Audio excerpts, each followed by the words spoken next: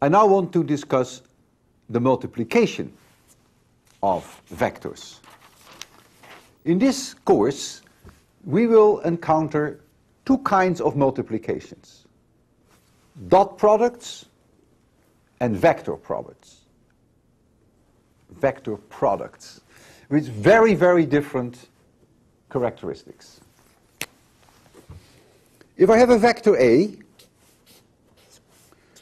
dot vector B, a fat, bold dot, we call this a dot product.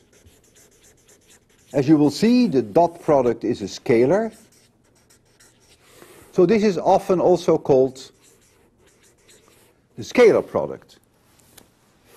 And then we have a totally different way of multiplying vectors with a cross here, and we call it A cross B, and we call this the vector product. And no surprise, of course, this is a vector. Let's first discuss the dot product. The dot product is defined as follows.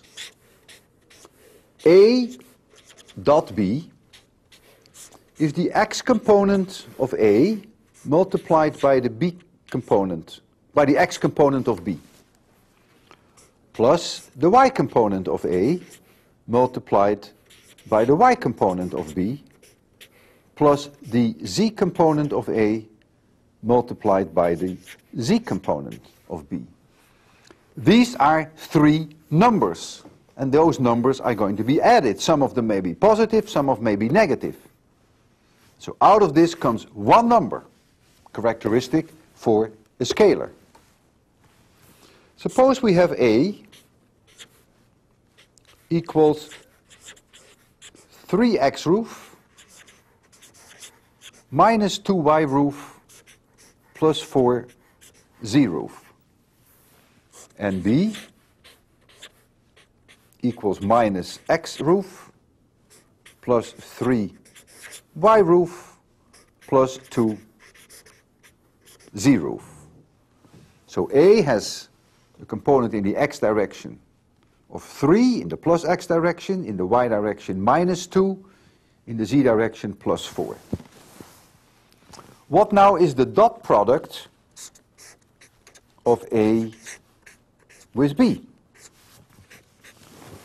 It is the x component of A times the x component of B, which is 3 times minus 1 is minus 3, plus the y component of A times the y component of B, which is minus 6, plus the z component of A times the z component of B, which is plus 8. And so the outcome equals minus 1.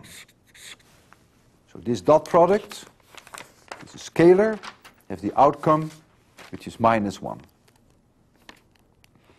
I now like to look at the vectors A and B in their own plane.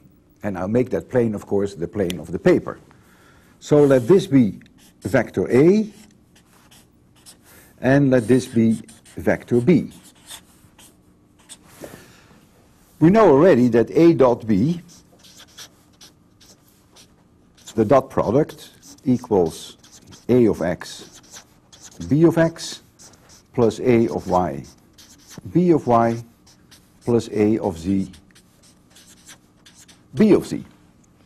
I'm now telling you, without proof, that it also equals the magnitude of A times the magnitude of B times the cosine theta, if theta is the angle between A and B. This is completely identical. If you want to prove it, give it a shot. Now in our case, in the example that we discussed, the dot product was minus 1, it's a scalar. And so minus 1 then equals the magnitude of A, which was the square root of 29. The magnitude of B is the square root of 14. And then we get cosine theta here. And so I find that cosine theta equals minus 0.0496. That gives me two values of theta. You always get two values, 92.8 degrees, and I find 267.2 degrees. It shouldn't surprise you that you get two angles. One angle is this one, and the other angle is this one. Notice that the sum of the two is 360 degrees. When the smallest angle of these two is larger than 90 degrees, which is the case here, then the dot product is always negative. You see that here. So I would like to write that down in its more general form.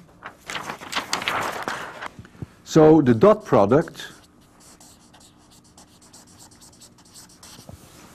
is positive when the smallest angle of the two is smaller than 90 degrees.